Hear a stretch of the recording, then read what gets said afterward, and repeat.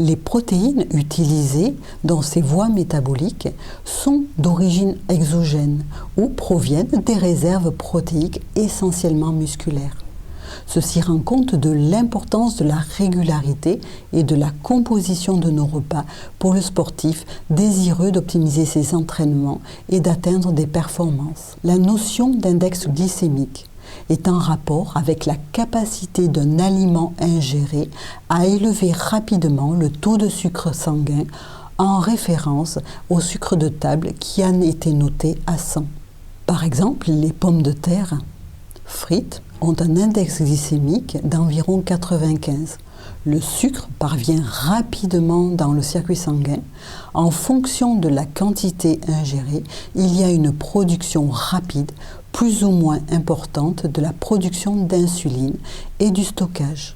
Les lentilles, à contrario, ont un index glycémique à environ 25 et ont peu d'effet sur cette élévation de la glycémie. Les sucres contenus sont métabolisés lentement et parviennent progressivement dans la circulation sanguine, influant peu sur la stimulation. Quel est l'intérêt d'utiliser l'index glycémique ? L'index glycémique indique le potentiel glycémiant et donc la capacité à induire une sécrétion d'insuline en rapport avec la quantité. Or, plus la réponse insulinique est élevée et plus le risque de prise de poids est important.